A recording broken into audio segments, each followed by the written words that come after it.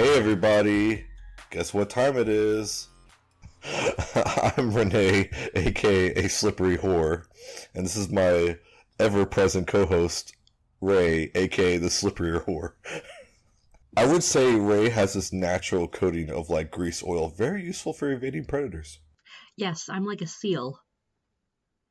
Or a walrus. I've also seen her like an otter where she has a natural oil on her coat that not only allows her to evade predators and do well in water, but also eat food off her belly.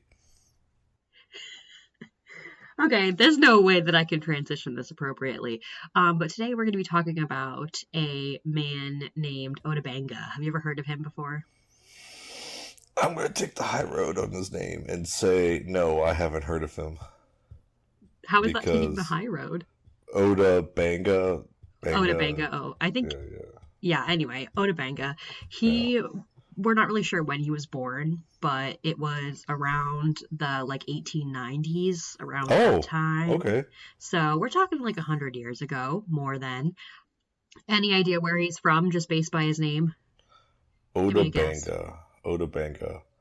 I'm going to say, I'm going to get this way wrong. It's okay. I'm going to say somewhere around the greater Nigeria area. Okay, I'll give you that. Congo. Wait, what? The Congo. Oh, I actually wanted to say Congo, but I changed Nigeria. Always listen to your first instinct, kids. Yeah, he's a member of the Pygmy people or Pygmy tribes. We're talking about pygmies? We're not talking about pygmies today per se. We're talking about a certain pygmy. But we're still talking about a pygmy. Yes. So pygmies are kind of, you know what pygmies are, obviously, Renee, because you're excited. Pretend I'm just stupid and tell me what a pygmy is, Ray. It's like a broad term for a bunch of different tribes put together in the Congo region. I don't know if it's offensive to say that word still. I feel like that comes up every other episode that you and I do. I know we were talking about the Native Americans or indigenous people, as we now know to call them. But yes, I'm not quite sure, but in every scholarly article that I read, they said pygmies. So I'm going to assume it's okay, and we're not doing it in a mean way, so I'm going to say it's fine to use. I guess it also says when are these scholarly articles from. If they're from 5 years ago, cool. If they're from 1950s, probably racist. Oh, there's a big group of them from 1906 that I read from the New York Times archives. Probably racist. And oh my god, they're so racist. I have quotes. This whole episode is just very uncomfortable for me. It should make everyone else uncomfortable. I've discovered those are everybody's favorite episodes, the one that make Ray and I even more uncomfortable than. So Ota Benga, so he was from the Congo, which is a Central African country, and he was brought over to America by a explorer, Dr. Samuel Werner, and we're going to be talking about him as well because he's also entangled in this. He takes Ota Benga from the Congo, and his story changes a lot. We don't know exactly how he was able to get Ota Benga. He said sometimes that he buys him for salt and wire, and he is sold to Werner by another slave. One of his lies was straight up, I bought this fool. That was the better version of the story. It was the early 1900s. It was 1904, so I think it's okay. Back in the day, that was fine to buy. Slavery was outlawed for 40 years by then, right? In America, even earlier. I don't know what to tell you. People just suck, okay? People do suck. Every time I swear, that should be the other name of our podcast. People do suck. Well, you're just stupid and people just suck. But you're just stupid, people just suck. Two shitheads talking about it. And then also, he also made claims afterwards. Dr. Werner said that he rescued Ota Benga from a savage cannibal tribe that was going to kill him and eat him. And there's a bunch of different stories surrounding how he got to America and how he found Werner and whether he wanted to go and whatever. Who knows what to believe. Anyway, he probably just bought him and brought him back to the U.S. So Ota Benga is in 1904 when he comes to America. He's in his teens. We don't know exactly what age he was. He was about 4'11". People of the pygmies stereotypically are a little bit on the shorter side. Plus he was young, but I think this is, and then he also had shaved down teeth. So his teeth looked pointed. If you look up a picture of him, they just look like little pointy. Oh, so he teeth. filed his teeth to make them look sharp? Yeah, and that was done in the Congo, so I was going to say, prior to is that his something that arrival. pygmies do? I don't actually know a lot about pygmies other than. He was from like some tribe that was like they didn't know exactly which tribe it was. Like some articles name his tribe, but other ones say that they're not really sure. So we're not really sure which one he comes Okay. from. But it's one of the smaller like niche tribes. I don't know. Sorry, I Mm, was like having a little burp right there. I had a lot of hot sauce for breakfast. Oh, nice. sorry. Oh, yeah. So he had shaved down teeth, and they said that was the Americans said that was for eating flesh. So that's why he did it, which is just bullshit. That Because sounds like old timey racism. Like, I oh, feel like these I could eat people eat flesh with my people. teeth I have. I wouldn't need to shave down my teeth. Let me see your teeth real quick, Ray. Those are some solid flesh eating teeth. Thank you. Thank you. Thank you. So Ota Benga it was said that he was like married twice by some sources. He said that his like first wife was stolen by a tribe and like the second one died of a poisonous snake bite. We don't even know if he actually was ever married because we really don't have any accounts of like firsthand accounts from Ota Benga, which is like the shittiest part about this whole thing because it's just Oh, people talking really? about Ota Benga. Yeah, we have But no no, idea. we don't know. Ota Benga never got to talk for himself, Yeah, which he has like again, literally no voice and he had such a sad fucking life. So anyway, he comes to America. Do you wait, think this he could could be have a a sad great life? episode. I don't want a sad episode. It's it's important, but it is kind of sad. Okay. When he comes to America, he is taken to St. Louis, Missouri, to the World's Fair. I was gonna say, wasn't there a big World's Fair? Okay, cool. Yes, so he was in the World's Fair with several other Congolese men, and basically he was just like put on display for American tourists to look and gawk at them. So they had like their own little like habitat made up of like what the Congo would be like, and they would do little rituals and dances and it was really fucked up. They also had like one for like Native Americans and one for like Yeah. fun fact, he knew Geronimo, Really? yeah, he knew Yeah. Geronimo. And I guess they had their habitat or exhibit or whatever it was next to each other, so they became close. Mm. Yeah, so the Interesting. World's Fair had a bunch of that stuff going on, which is incredibly racist. But the point they were trying to prove when doing this exhibition with all these different races is Origin of the Species had just come out by Charles Darwin. So there was a lot of scientists and anthropologists that were like, yeah, this guy's totally right, Darwin.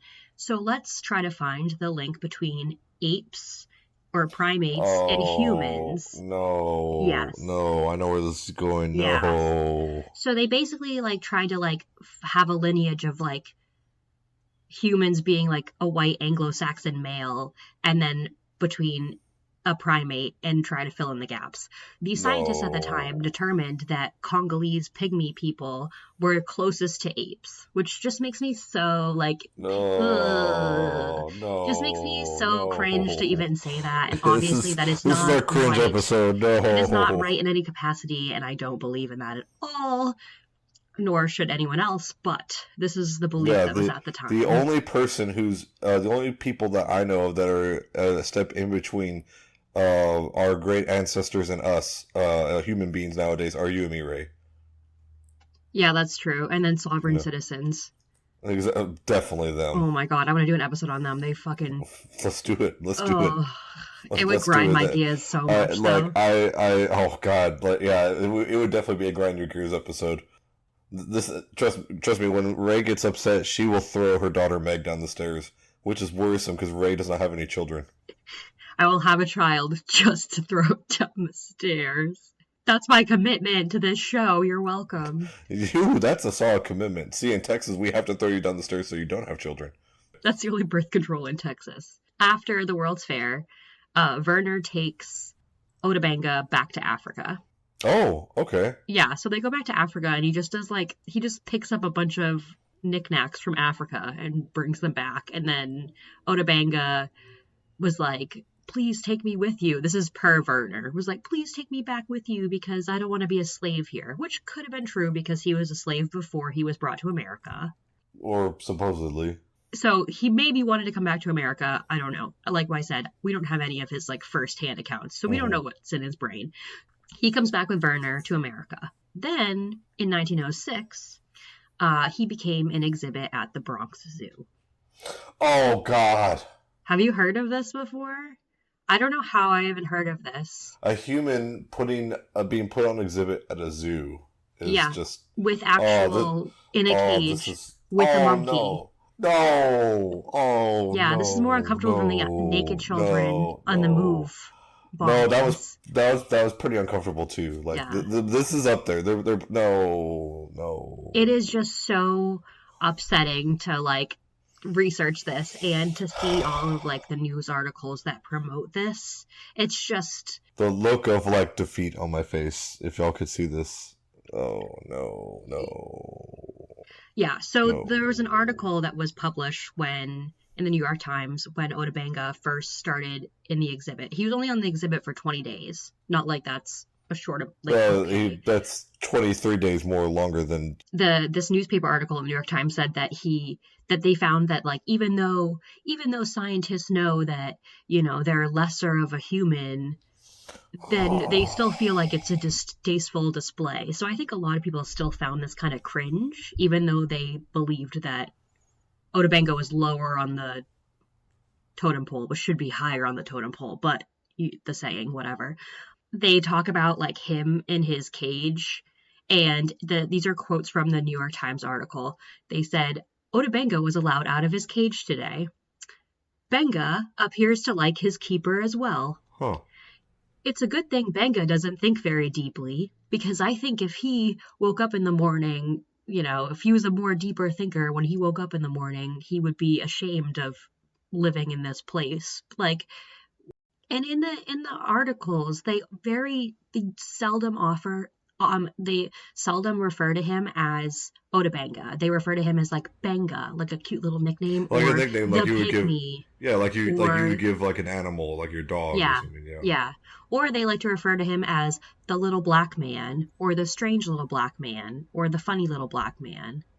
Like, come on, This has like people. Disney's Song of the South all over it. It just, yeah. So people were kind of outraged at this, Thank especially, God. yeah, At especially least. like, well, I mean, it's people you would expect. Like, black people were upset about it.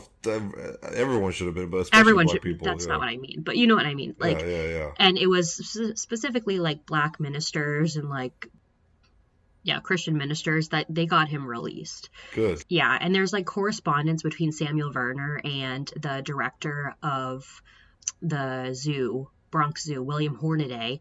They have like letters back and forth talking about how Ota Benga has been so good, blah blah blah. And then a couple weeks later, they're like, Ota Benga is really unmanageable, and he tries to escape his cage or his whatever, his exhibit, and he tried to bite one of the zookeepers the other day.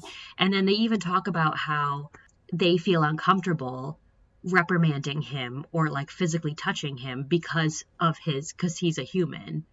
But like they still think that situation's okay. So it's very odd how they're like, Ugh. yeah, like we don't want to beat him because we know he's more of a human, but we still are okay keeping him in a cage. Yeah, we don't want to beat him because of that damn 13th Amendment, but you know, I mean, we're still gonna lock him up. Jesus Christ. Yeah, and then Hornaday, so the director of the zoo, he was a piece of work too. He had the idea of like putting a bunch of bones in Ota Benga's monkey house to make it seem like he was like a cannibal. Yeah, we gotta make sure to respect his human rights and stuff, but at the same time, you know, let's make him look like he's a cannibal and a monster. Oh, he sure is surly. Jesus Christ. So they finally got him out of there at the end of September in 1906. Okay, cool. And they sent him over to New York's Howard Colored Orphan Asylum. Doesn't that sound nice? That sounds like one of those old-timey... God, there's so many old-timey euphemisms and words in that. Well... Grandpappy's old-timey colored asylum.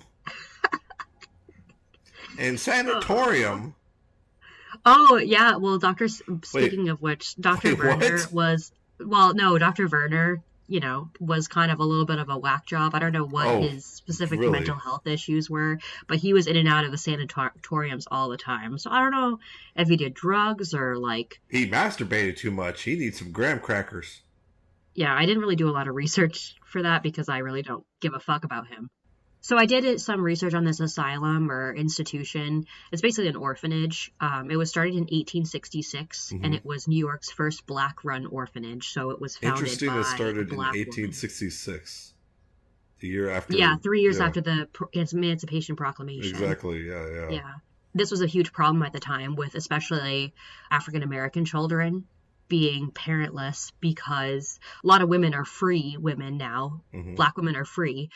They are looking for jobs, but a lot of jobs they can get won't allow their children to live there or be part of the job. So women give away their Oh children because they have no other wow, choice, which I can't wow, even begin to imagine being in wow. that I didn't even think. position. I didn't even think about that. Wow, that another Yeah. possible episode. Wow. Most of the time, black kids wouldn't be allowed in regular orphanages with white kids. Right. So they'd just Yeah. be like left on the street to whatever. Who knows what their upbringing would be like. So it's a really big deal that this orphanage was started in New York for Hmm. colored children, which is so fucked up to say. They're But using the vernacular they use at the time. It's all right. when he is transferred over to this orphanage, there was a newspaper headline that reads, "Colored orphan home gets the pygmy. He has a room to himself and may smoke if he likes. To be educated if possible. When he returns to the Congo, he may help to civilize the people." Hopefully, we can teach these orphans how to read, and they can smoke, of course. It's Do you think America. like people read that and were like, "Oh, that's wonderful. We're doing wonderful things for that little pygmy There's boy." definitely a couple people who were thinking exactly that. Little pygmy boy. The guy was probably like 25. Ridiculous. Like so ridiculous. Like poor fucking Ota Benga. I think one of the saddest parts about this is that we have no idea what the fuck's running through his head. Yeah, And yeah. He never was given his own voice during all And I this. felt really sad for him when they talked about how aggressive he started becoming at the zoo. And like, I just was like, of course you get fucking aggressive. I would get aggressive as fuck too if someone Yeah, was if doing that to me and putting me in a cage. And yeah. he barely spoke any English, so he knew like 100 words of English, which isn't a lot. No, I And mean he dogs had know people that pointing much. at Yeah. him, and they said that at the zoo exhibit, he would have like a bow and arrow and targets for him to shoot at. And when he would miss, like little kids would like laugh at him and call him names. And I guess like Ota Benga would like turn around to make funny faces at them in response. Which I Mm. want to know what the funny faces were, but I hope he just spread his ass cheeks And let loose. and let loose. Like the big Fuck those little kids. Taco Bell diarrhea hippo fart. Like he learned from the hippos there, like how to give out the most big diarrhea fart ever. He gets kidnapped probably from Africa, then is on display for the World's Fair in St. Louis. And then he goes back to Africa and apparently begs Samuel Werner to bring him back to the United States, and comes back to the US and is an exhibit in a zoo with a monkey. And then he goes to an orphanage, which I'm sure the conditions were subpar I there. was gonna say, even if the people there who are doing a good job were trying to take care of it, there was no funding or Oh, yeah. absolutely not. So then we're going all the way to 1916 in March. So he would have Oh, been like in his mid so 20s or he 30s. spends a good chunk of his life at this orphanage. Well, he goes between that and 1910 he goes to Lynchburg, Virginia in a seminary. So he gets he's supposed to be getting educated there. He's supposed to be getting educated there, and he's like is working on a farm nearby or something. But in March 1960, he successfully commits suicide and shoots himself. Oh, Yeah, horrible life. What a horrible, horrible life to have. what a horrible life. Yeah, poor Ota Benga. I found an article from a few months later of that same year that's talking about his suicide, and the headline reads "The strange little African finally ended life at Lynchburg, Virginia." Oh, fuck whoever wrote that. The strange. I'm sorry. I fuck them. And at that time in 1916, any of the response to the backlash from the Bronx Zoo, they just were like, oh no, he just worked there feeding the monkeys. He didn't live in the cage. And so for decades, they just Assholes. denied it. I know. I know. And also that article regarding his death claims that he killed himself because he couldn't handle the burden of the white man's civilization. To describe what I did, guys, I literally leaned my head back and hit my head against the wall because that statement was so stupid, I wanted to forget it. Although when Renee hits his head on the wall, instead of losing IQ points, he gains them because you can't go any other way. The neurons finally wake up. Oh, and all them brain meats get jiggled around and then they start working again. All right, last little tidbit of you before I finish up this horrible story. Yeah, this is like our darkest, cringiest episode yet. I feel like we should learn this in school, though. Be like, look at how fucking racist. Yeah, don't everyone is. Treat people with dignity and respect. Like it's for sure. I can't even begin. Where to start with that rant. I know. But just do better, which I think we have done better, but not. We're doing better, but. Whatever. I can't say to that because I'm a white woman and I feel like I don't have the platform to do that. Nor should I. In 2020, when all this shit was happening with Black Lives Matter and the murder of George Floyd, which everybody has heard of. Yeah. That is when the Bronx Zoo finally decided to apologize. It took them over 100 years to apologize? Yes. Took that long. Just a couple of years ago they did it. 100, literally almost 100, over 100 years. I mean, I guess better late than never, but still.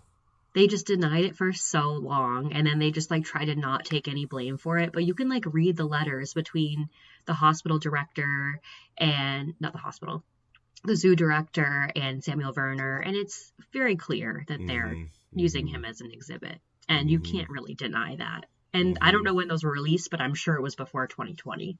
Yeah, crazy. That's Ota Benga. I feel like Ota Benga definitely deserved to have a better life, and he had a really shit life, and I'm sorry for that. Yeah, I feel bad for poor Ota Benga. I got all excited about pygmies, and now I'm like...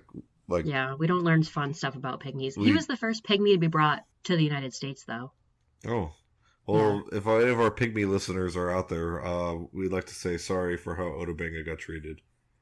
Yeah, I'm very sorry too. Although Samuel Werner, I think, was Belgian. Oh, that makes sense. Yeah. Let's say he's Belgian. Let's just say it. He probably was Belgian because King Leopold, who I am definitely going to do a future episode on. If you want a dark, depressing episode, well, actually, I hate to say it, almost every episode on the Congo and history of politics is going to be dark and depressing, but that's a really dark, depressing one. Spoiler alert, the name I have for that one is going to be called Worse Than Hitler, because it may not be that much of an exaggeration. Oh, he's going to be your Worse Than Hitler guy? He's my Worse Than Hitler guy. Okay. I have a couple people that I am considering for my Worse Than Hitler person. Yeah, King Leopold is my choice. Just too bad, because I fucking love the name Leopold. It's a cool name, definitely people want to call their kids Adolf anymore for good reason. Yeah, don't name your kid Leopold. Or do it in honor of your grandpa, not of the King of Belgium. All right, well that's Ota Benga for you. If you anything about Ota Benga, you can just fucking Google his name. OtaBenga. Ota Benga. How does it sound? Hey guys, if you just want to find anything about it, just wake up and fucking look out there. There is a good documentary on YouTube I watched. That was an hour long. It was pretty interesting. But again, it's not going to really tell you that much more information than what I already told you. So maybe just don't waste your time. And better idea. If you want to do more research on Ota Benga, listen to this episode 4 more times. Yes, do it, because you definitely did not pick up everything. Plus, that'll get us to 12 views total. Oh my god. Yes. Grandma, listen as many times as you can. Grandma, raise Grandma, keep listening. Lauren, use this to make Grandma fall asleep at night. All right, well, peace out, Cub Scout. Oh, sorry. I don't know if I've ever said that in my life. Yeah, I just did it. God. I'm going to leave it in here just to punish myself. Yeah, you should absolutely punish yourself with this one. All right, Kate, love y'all. Raise a nerd. Signing out. Bye. Bye.